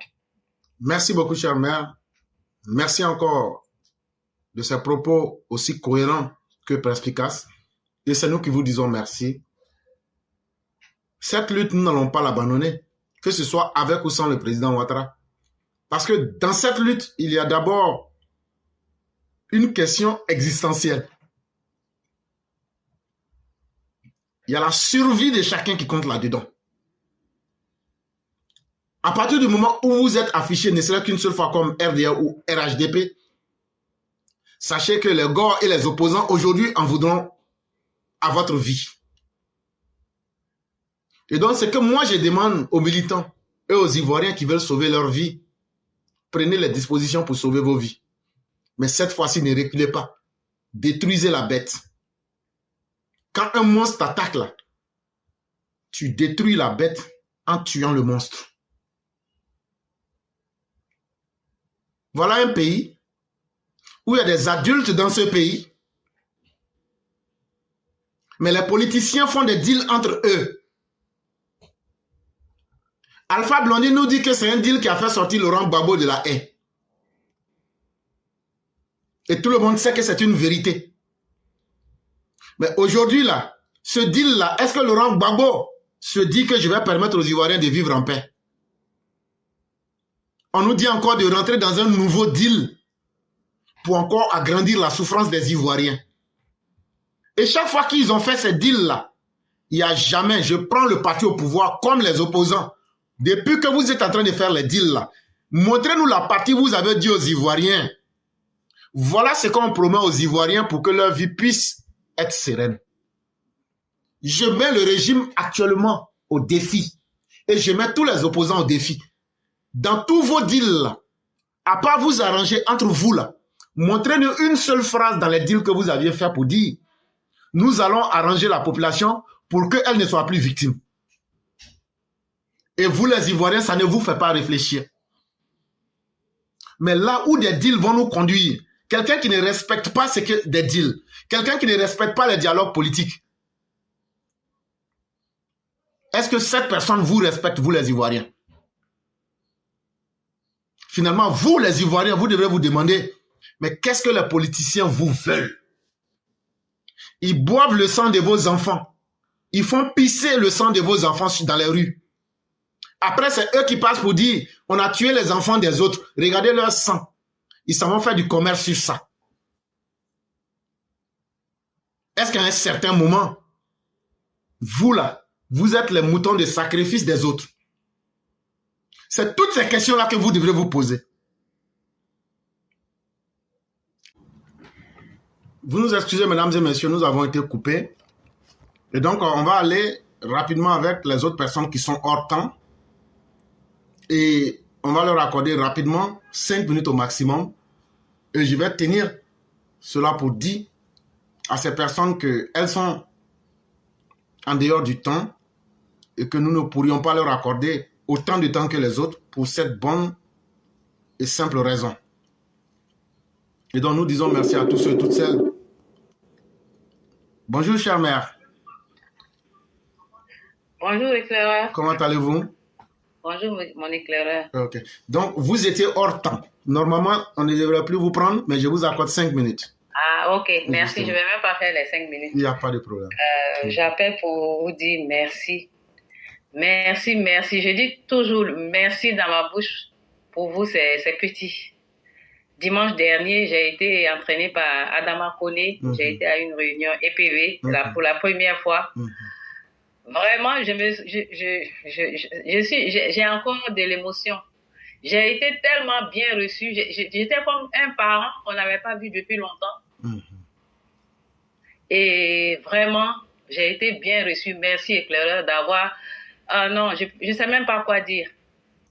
Cette famille que tu as créée, je te tutoie, hein, que tu as créée, c'est formidable. Et nous sommes derrière toi tous les jours pour ce combat. Ce combat qu'on a dans le cœur. C'est pas, comme on dit, hein, c'est pas pour l'argent. On ne paye pas. On ne paye pas éclaireur. Mais éclaireur laisse sa famille tous les jours pour nous informer, pour nous éduquer. Moi, avant d'être chez éclaireur, je ne pouvais pas combattre quelqu'un dans la bouche pour la politique. Alassane Ouattara, je l'ai aimé dès le premier jour que je l'ai vu près d'Oufo-Boigny, jusqu'aujourd'hui. Et éclaireur nous propulse tous les jours. Éclaireur a formé des gens, Nefertiti, qui sait tenir son monde et les ramener à la réalité. Pendant la réunion, mère blanc, c'est une mère poule. Moi, je l'appelle maman poule. Fiona efficace. J'ai vu Cyclone et le beau Yann Koulou. Vraiment éclaireur, merci, merci, merci. Que Dieu te ramène tout ce bien que tu es en train de faire pour la Côte d'Ivoire. Inch'Allah, sur toi et ta famille. Ce bien-là, que ça se remette en bien, la réussite de tes enfants. Je dis toujours quand on est en Occident, quand tes enfants ont réussi ce que tu as réussi, que Dieu amène la paix dans ta famille, que Dieu fasse réussir tes enfants. Vraiment, éclaireur, merci. Je vais seulement toucher un mot. J'ai été émue par l'intervention du représentant des musulmans, des imams de Côte d'Ivoire à la CIE, ou bien CIE, je ne sais plus comment on dit ça, hein, il y a deux noms qui se ressemblent. CEI. Son coup de cœur, et j'ai dit Dieu merci. La vérité triomphe. Quand j'ai entendu l'abbé Abékan, le mensonge là, c'est tout de suite, mais la vérité vient derrière. Et ce que l'abbé Abékan a dit, la vérité arrive. La vérité arrive. C'est ce que j'avais à dire, éclaireur. Merci beaucoup. Merci à tous les EPV. Vraiment, merci, merci, merci. Vraiment, merci, chère mère. Merci à vous-même. Et merci d'être reconnaissante. Et surtout, c'est parce que vous avez une grande capacité de faire le bien que vous pouvez reconnaître le bien. Et vraiment, je ne suis pas surpris de la classe éclaireur pro-vérité à Paris. Et chère mère, pour l'histoire, je peux vous dire que lorsqu'on a commencé notre marche, Mère Blanc avec son époux, avec Tefeut, les Kone Adama et autres, avec les Yann, ceux qui nous ont le premier combattu, ce sont les gens du RHDP. En tant que des Ivoiriens, ils nous ont empêchés de rentrer dans l'ambassade de la Côte d'Ivoire. Hey, quand on pose des actes, il ne faut pas oublier. Hein. Et quel était ce que nous disions? Que tout le monde puisse avoir droit à la vérité. Et que la vérité soit dite aux Ivoiriens. Mais nous avons tenu. Mère Blanc et son époux ont subi des humiliations. La classe de Paris. En fait, là, je ne sais pas s'il faut le dire, mais les malheurs, quand les malheurs vous réunissent, ça vous rend pour de bon très vrai. Tout à fait. Et en vérité, ces personnes sont... Les vrais EPV sont des gens vrais. Efficaces. Et donc, restons tels que nous sommes. Et nous n'allons pas changer. Et nous allons apporter notre touche là où ça doit être. Inch'Allah. Et continuons ce combat-là parce que on est en train de créer quelque chose que nous ne maîtrisons pas. Oui, parce que nous, on va passer, mais il y a des gens qui vont copier notre modèle. Et c'est cela, une vraie vie. Le sentiment de savoir que j'ai fait quelque chose et cette chose-là va marquer les gens. Beaucoup aimeraient faire comme nous faisons, mais ils ne peuvent pas. Ce n'est pas que nous soyons plus courageux que les autres, mais c'est parce que quand des gens vrais se rencontrent, c'est ça. Vous avez l'impression qu'ils arrivent à créer. Et c'est ce que Friedrich Nietzsche nous disait, que tous ceux qui sont des créateurs sont durs. Tout à fait. Mais beaucoup ne peuvent pas comprendre de quoi ils parlent. Parce qu'ils sont exigeants. Mais au fond de nous aussi se cache un amour qui est plus que énorme. Tout à fait. Mais c'est ça. Tous ceux qui ont la chance de nous côtoyer disent, mais on n'a pas l'impression qu'on a affaire aux mêmes personnes. Non. Parce que ce que nous défendons, c'est le vrai. On ne peut pas être faux dans ce que nous faisons. Regardez de suite quand je parle du docteur et que je le tutoie. Mais c'est mon père. Ouais. C'est même mon grand-père. Mais je ne le fais pas pour lui manquer de respect. Mais je n'accepterai jamais qu'il soit humilié. Jamais. Ça, s'ils veulent, n'ont qu'à ouvrir. Dès que j'arrive à l'aéroport, n'ont qu'à me mettre en prison. Mais moi, j'ai dit, je le suis. Lui, là, je ne vais pas accepter que lui soit humilié.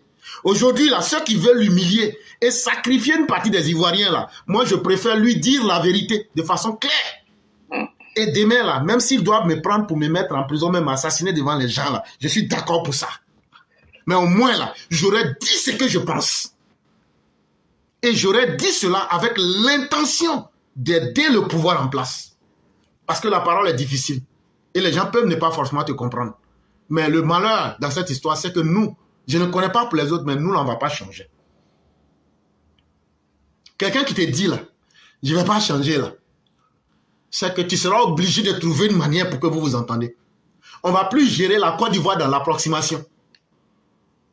Si les dirigeants ne sont pas corrects, on va les combattre. Ah oui, non, il y a eu rébellion. Ça, c'est ce que Gbagbo méritait. Si quelqu'un se comporte comme une canaille demain, là, on va même être des djihadistes. Est-ce qu'aujourd'hui, là, les opposants ne sont pas en train d'aller prendre les djihadistes pour venir en Côte d'Ivoire? Si. Et est-ce que quand ils font tout ça, c'est pour bien se comporter avec les Ivoiriens?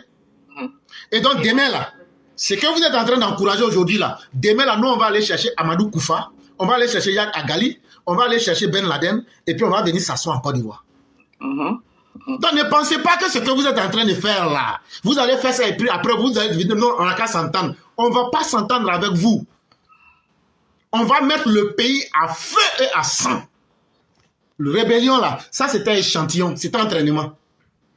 Si vous voulez papa et maman de ça là, on a ça aussi. On ne peut plus continuer le désordre. Parce que vous êtes les enfants de Félix Houphouët-Boigny, les soi-disant arrière-petits-enfants, donc vous devez maintenir les autres dans la misère. Les autres n'ont pas le droit de progresser. Ça là, c'est fini. Parce que ce n'est pas vous qui travaillez, c'est nous les populations qui vous nourrissons. C'est nos impôts qui font que vous avez vos rentes viagères. Et à un certain moment, des inutiles qui ne peuvent rien apporter, comme les Afinguessants. Des gens, quand tu leur demandes, depuis que tu es dans la politique en Côte d'Ivoire, tu as apporté quoi? Rien. Tu as été Premier ministre, non? Oui. Tu as apporté quoi? Rien. Depuis que tu fais politique, là, tu as apporté quoi? Rien. Tu demandes Sorogio, même réponse, zéro. Blé Goudé, zéro. La criminelle, Simone, même chose. Mais à un certain moment, là, si vous pensez que les gens vous aiment, ce que vous arrivez à blaguer avec l'argent, là, ce sont les indignes, les fils de misérables, là, les paresseux qui ne veulent pas travailler, là. Les indignes qui tendent la main, là, c'est eux que vous pouvez impressionner avec votre argent. Et en plus de l'argent volé. De l'argent volé. Vous pensez que tout le monde a besoin de ça? Vous pensez que nous autres n'avons pas de dignité? Vous pensez que nous autres n'avons pas de besoins? Vous pensez que nous sommes prêts à maudire notre conscience devant les gens? Tu prends toi ton argent, c'est l'argent volé, il faut que tu es devant nous ici. Il y a des gens qui se préservent de cela. Ne pensez pas que nous sommes des idiots. C'est un combat entre notre vérité et les mauvaises habitudes que vous avez installées. Et il faut qu'un gagne. Et ça sera nous. Ça sera nous. Parce que ce que nous sommes en train de défendre, ce n'est pas un homme. Ce n'est pas nos intérêts que nous défendons, mais c'est l'intérêt collectif que nous défendons. C'est l'avenir d'un pays que nous défendons. Et c'est pourquoi vous avez vu, de l'opposition jusqu'à aujourd'hui, nous n'avons pas changé. Nous avons toujours le même langage, la justice sociale. La justice sociale. La justice sociale. La transparence dans la gestion de l'État. Et le respect de tous les citoyens. Et ça, là, on ne va pas changer ça pour faire plaisir à quelqu'un. On ne va pas changer ça parce que demain, si on n'était plus au pouvoir, on va adapter notre discours jamais de la vie. Donc, comptez sur nous. Et chers mères, tous ceux qui sont prêts à faire ce combat-là, pas pour se libérer eux-mêmes, mais pour que leurs enfants sachent que nos pères se sont battus en espérant laisser un monde meilleur là. C'est ce combat-là que nous sommes en train de mener. Et il y a un prix à payer. Et nous sommes prêts et nous sommes déterminés à payer ce prix-là. Et vraiment, merci à vous-même. Merci infiniment pour toute votre aide et surtout votre amour à chacun ici. C'est nous qui vous disons merci et continuons ce combat. Et donc, nous demandons à tous nos guerriers, à tous nos enfants qui ont plus de 15 ans, apprêtez-vous dans les quartiers. Que si Laurent Gbagbo lance son mot d'ordre là, on commence à s'affronter dans les quartiers d'abord. Ne les laissez même pas sortir des quartiers. Vous les attaquez brutalement dans les quartiers. Inch'Allah. On ne permettra pas que la chienlit s'installe. Si l'État peut permettre cela, nous on ne va pas permettre. Si l'État de Côte d'Ivoire peut permettre que quelqu'un qui a une décision de justice sur sa tête, parce que Laurent Gbagbo ne bénéficie pas de ses droits civiques et politiques. Mais comment se fait-il qu'il anime une scène politique en Côte d'Ivoire alors que la même CEI et la justice ont dit qu'il n'est pas, dans ses droits. Ce sont des contradictions. Et l'État lui-même en porte-à-faux. Laurent Gbagbo ne devrait même pas. Si Laurent Gbagbo ne devait pas bénéficier de ses droits civiques et politiques, comment se fait-il qu'il anime des partis politiques jusqu'à me donner des mots d'ordre? Ça veut dire qu'il fait tout cela dans l'illégalité. Et vous voudrez que nous, qui respectons la loi, nous puissions nous asseoir. Quelqu'un va lancer des mots d'ordre illégaux et menacer nos vies. C'est que l'État construisait beaucoup de prisons, agrandissait les prisons et libérait tous les autres prisonniers. Parce que nous, là, on va constituer les nouveaux prisonniers. Et le motif de notre présence dans les prisons, c'est qu'on aura voulu faire respecter le droit. Et on aura voulu sauver notre vie, nos vies. Parce que trop, c'en est de trop. Et vraiment, merci beaucoup, chère mère. Merci beaucoup. Et vraiment, on a mal au cœur quand on voit les Damana Pika se promener et nous narguer dans la Côte d'Ivoire. Les gens, moi, quand je défends un peu les choses, les gens me demandent, mais vous dites que les gens sont condamnés à 20 ans de prison et puis se promènent dans Abidjan. C'est ça, on a mal au cœur parce qu'il n'y a pas de solution. Ça te rend ridicule. Oui, tout à fait. J'étais en train de parler un jour dans un groupe de Sénégalais, parler de Chikakadjan et tout. En tout cas, j'ai dit, moi, j'ai un patron, c'est éclaireur. Ils ont dit, toi, tu as trop la bouche. Hein? J'ai dit, oui, je vais à l'école chaque jour chez quelqu'un qui s'appelle éclaireur pro-vérité. Et c'est là qu'ils m'ont posé la question. Ils disent, mais vous dites que tous ceux-là, ils sont condamnés à 20 ans de prison. Mais je ne me suis pas laissé faire. Hein. J'ai donné des réponses. Quand j'ai dit, bon, je suis arrivée où j'allais, je descendais de la voiture. On se donne rendez-vous pour continuer. Non, toi, ta bouche là, c'est trop. Et tout. Vraiment, merci éclaireur. Merci aux EPV. Merci à Sally. Merci à Guéné, la pulpeuse, que j'ai rencontrée pour la première fois. Et vraiment, merci à toute la classe. Merci beaucoup. Car là, parce que notre pays quitte que tous ces farfelus qui viennent seulement que pour l'argent. Quand ils vont lancer leur mot d'ordre, on va commencer par eux-mêmes.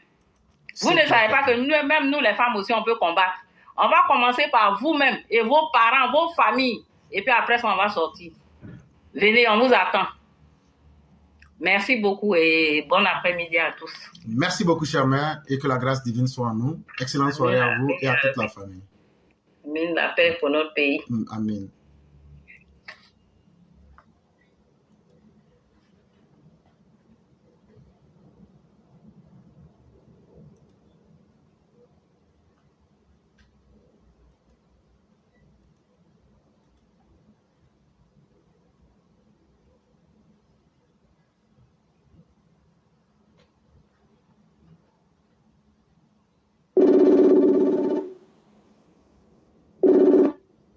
Allô? Bonjour le grand Mathian, comment allez-vous? Ah, bonsoir mon grand-oncle, ça va bien et toi? Dieu merci, tout va très bien. Ah, Dieu merci. Merci beaucoup de me donner la parole. Je Donc, vais essayer d'utiliser mes 5 minutes. Mon grand-oncle, avant de commencer, il y a un mot que tu dis là. Les frères descendent de la favelas veulent que tu leur expliques comment il s'appelle? La truc sélective. Voilà, tu dis un mot là, la pensée sélective, ça m'échappe un peu. Donc ils veulent que tu leur dises exactement ce que ça signifie. Est-ce que vous utilisez les vrais termes ou bien vous paraphrasez? Non, j'ai paraphrasé parce que bon, Pour ne ça pas m'a me tromper, un voilà, petit parce trou que de mémoire. Donc, j'aurais aimé voilà. voulu vraiment les vrais mots pour ne pas aussi vous tromper. Voilà, ok, c'est vrai, ça va me revenir, il n'y a pas de problème. Donc, du coup, moi, je vais simplement dire à nos parents du pays. Vous voyez, dans la vie, là, on n'est pas obligé d'aimer quelqu'un. On n'est pas obligé d'aimer quelqu'un. Mais il faut d'abord s'aimer soi-même. Il faut aimer ce pourquoi on a un intérêt. Et le plus grand intérêt d'un être humain, c'est la vie. C'est la vie. Parce que c'est quand on vit là qu'on peut penser avoir un travail. C'est quand on vit qu'on est en bonne santé qu'on peut espérer avoir quelque chose pour nourrir sa famille, pour se bâtir, pour se projeter, c'est-à-dire que pour devenir quelqu'un dans la vie. Vous voyez, si on quitte même dans le cadre même des choix politiques, il y en a qui sont RDR, comme nous autres RDR, et puis il y en a qui sont FPI, peu importe. Mais aujourd'hui là, on ne vous demande pas d'aimer quelqu'un, on vous demande de vous aimer vous-même.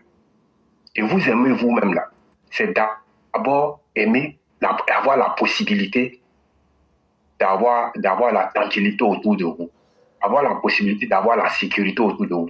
Quand vous voulez quitter par exemple Abidjan pour aller dans vos villages, y arriver, avant vous mettiez par exemple 2 ou 3 jours en route, mais aujourd'hui vous mettez par exemple, on va dire 1 heure du temps, 2 heures du temps. Vous voyez?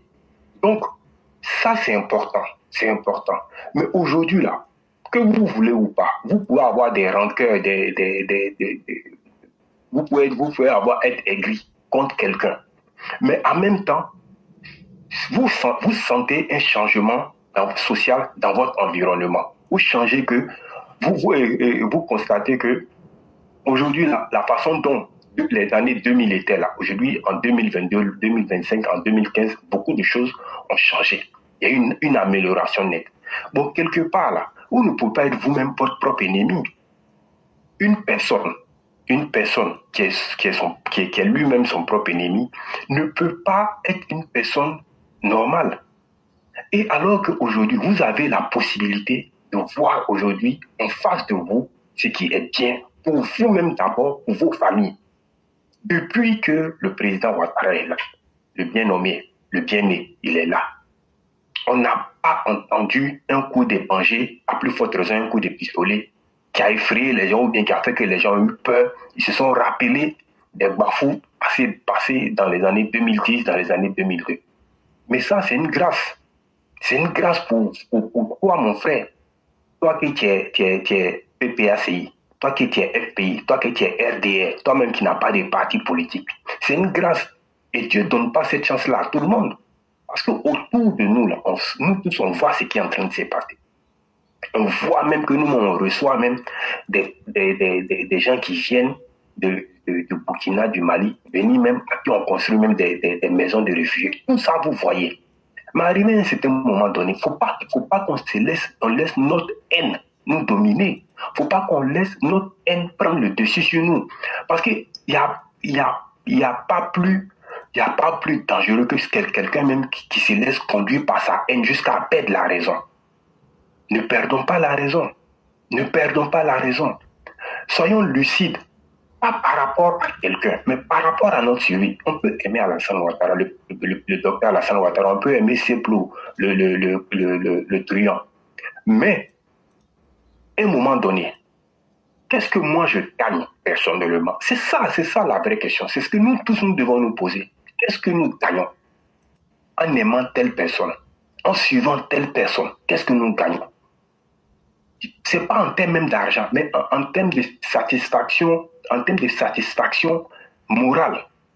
En termes de je suis en paix avec moi-même parce que je vois que ce que j'aime dans la vie, je vois ça en train de se réaliser. C'est ça le problème. Nous, quand on est né, on ne voyait que 2 ponts. 2 ponts. Aujourd'hui, là, on est fatigué même de voir ponts. On n'est même plus impressionné parce que, par d'autres pays, parce que le président Ouattara est en train de créer ce que nous, on aime. Le beau, le bien. Savoir que les gens sont heureux. Le bonheur des gens.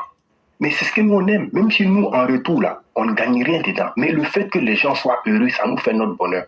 Mais comment est-ce que aujourd'hui, toi tu peux être là, tu es quitté dans ton village, tu es arrivé à Abidjan, et puis toi tu décides de supporter quelqu'un qui lui est l'ennemi des veuves et des orphelins, qui lui quand tout va bien, lui il n'est pas content, parce que lui il n'est pas au pouvoir. Et toi tu suis une personne comme ça, c'est-à-dire que lui là, quand ça se gâte là, lui il est content. Il n'est jamais là quand Côte d'Ivoire gagne, quand on parle de l'honneur de la Côte d'Ivoire. Mais il ne faut pas suivre le mal dans la vie. Parce que quand tu suis le mal là, c'est-à-dire que toi-même tu es bête. Et personne ne doit être bête jusqu'à être lui-même se prendre le couteau et puis se faire harakiri, comme le disent les Japonais, se suicider lui-même avec son propre couteau. Non. Voilà un peu ce que j'aimerais dire. Soyez dans le bon pour vous-même. Si chacun de nous réfléchit comme ça, moi je veux le bien pour moi-même, donc il faut que je me comporte de telle sorte que le bon que je veux pour moi là, ça serve aussi l'autre. Comme ça, si l'autre il est dans le bon, moi je respirerai aussi, je vais demeurer dans le bon. En gros, c'est ce que j'aimerais dire. Mon grand compte, je parlais de la mémoire sélective. Voilà, les frais de sang de la favela, dès que tu nous expliques cela. Okay. Merci. La mémoire sélective, c'est quand une personne développe un comportement en lui et ce comportement-là, c'est que à l'intérieur de sa tête, il classifie les événements. Tout le monde le fait. Maintenant, ce qui l'arrange là, il prend ça. Mais ce qui ne l'arrange pas là, il fait semblant de ne pas voir ou même d'accepter. C'est ça qu'on appelle la mémoire sélective. Par exemple, tout le monde sait que tout être humain va mourir. Mais quand on est vivant là, on n'accepte pas au fond de nous-mêmes l'idée que, voilà, tel jour je vais mourir ou bien je dois mourir. On n'accepte pas l'idée. On conçoit qu'on se sent éternel parce qu'on n'accepte pas d'intégrer l'idée de la mort. On fait de la sélection dans notre mémoire. Maintenant, ça c'est pour essayer de diluer la dureté de la réalité qui est en face de nous. On veut essayer de nier la réalité en sélectionnant pour prendre ce qui nous arrange. Ça, c'est au niveau personnel, c'est un exemple que j'ai donné. Maintenant, il y a certains, quand ils sont dans les relations humaines, dans les rapports en société, eux là, c'est tout ce qui les arrange qu'ils voient. Et tout ce qu'eux-mêmes ils font en mal là, ils essayent de faire oublier ça à leur esprit. Ça veut dire tout le mal que toi, je t'ai fait là, je considère que c'est des choses qui n'ont jamais existé. Et comme ça, je me sens à l'aise. Et c'est une manière indirecte de te dominer. Et c'est dans ce comportement que sont les opposants ivoiriens. Ah non, moi je n'ai pas pris de fusil. Ah, moi j'ai été chef de guerre, mais est-ce que vous m'avez vu une fois prendre une Kalachnikov? Mais pourtant tu es fier d'avoir écrit un livre pour dire que c'est toi le responsable. Mais justement, c'est cette responsabilité-là qu'il faut assumer. Et donc c'est ce jeu psychologique-là qu'on appelle la mémoire sélective. Quand quelque chose arrange la personne, elle dit oui, ça c'est bon, je valide, j'accepte. Mais quand quelque chose ne l'arrange pas, elle dit non, non, non, ça là, je n'accepte pas. C'est ça la mémoire sélective. Merci beaucoup, parce que c'est le même comportement que nous voyons avec Ciplou. Regardons les VAR. Effectivement. Voilà, c'est pour ça que j'ai dit ça. Pour que les gens puissent comprendre et que nos frères de la favela aussi puissent comprendre le fond de la pensée de ce monsieur-là. Ce monsieur-là, il n'est là que pour sa propre personne, pour son propre ego. Il n'a rien à faire des autres. Si tout le monde peut mourir, que lui, il va rester à la tête de la Côte d'Ivoire, lui, il est prêt pour ça. Voilà un peu ce que j'aimerais dire. Vous avez déjà dépassé les 5 minutes, voilà. Voilà, ok. Je vais t'appeler après, ou bien quand tu as le temps, appelle-moi après, s'il te plaît. Bon, ne faisons pas cette promesse. Je crois qu'il faut me rappeler, parce que si je dis oui, je ne pourrai pas. Voilà. Parce que dès que je finis, je serai à 100% dans le travail, ce n'est pas évident. Il n'y a pas de problème. Bon, je te rappelle tranquillement. Merci beaucoup, désolé d'avoir pris. Il n'y a pas de problème. Merci.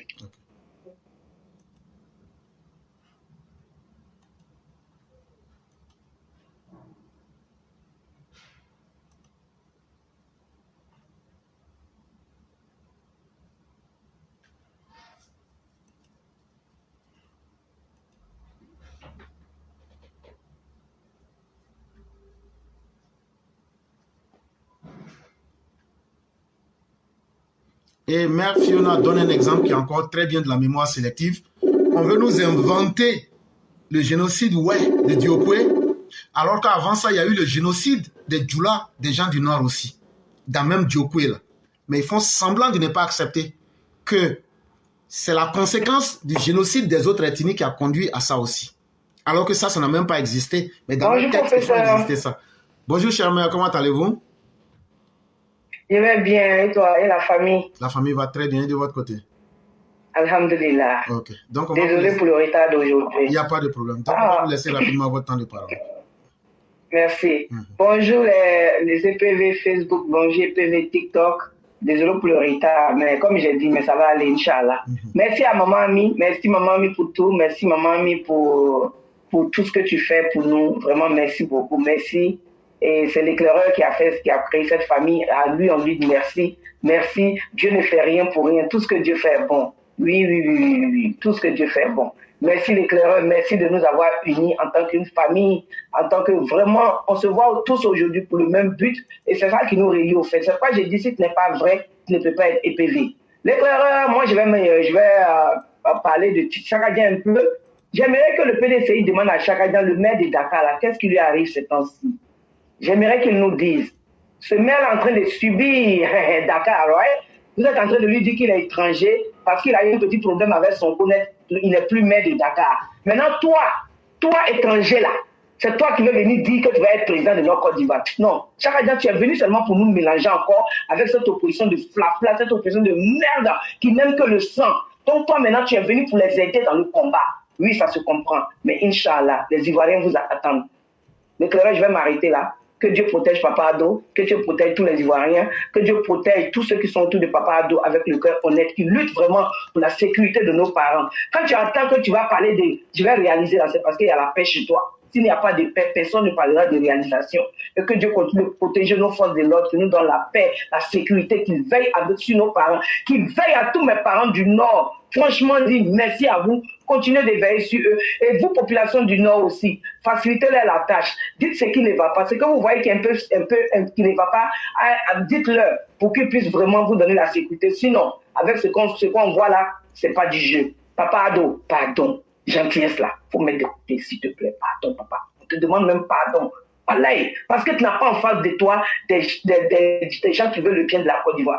Tu as en face de toi les ennemis de la Côte d'Ivoire, papa Ado. Pardon, hein? Faut durcir un peu, s'il te plaît. Merci l'éclaireur, je m'arrête là. Que Dieu nous protège. Merci beaucoup, chère mère. Merci encore de votre belle participation. Et surtout, nous demandons au président, en tout cas, nous autres, nous allons prendre nos responsabilités. Ça, c'est clair. Et comme je le dis, il faut qu'on explique à nos parents que 2025, là, ils doivent défendre leur vie. On ne peut pas compter sur la justice. Et pour défendre sa vie, tu ne peux pas compter sur les autres. Il faut se défendre. Ça, c'est devenu une évidence. Et comme à nos habitudes, moi, je dis merci à tous ceux qui nous suivent. Et demain sera encore un autre jour. Et à tous ceux... On a fait une petite erreur. Au lieu d'écrire la voix du militant, on a écrit analyste. Donc, à cause de cette petite erreur-là, je vais changer tout. Après, les vidéos là vont disparaître à cause de cette petite erreur. Et je vais remettre le vrai titre. Et donc, je dis merci à tous. Et chers mères, on vous laisse faire la conclusion.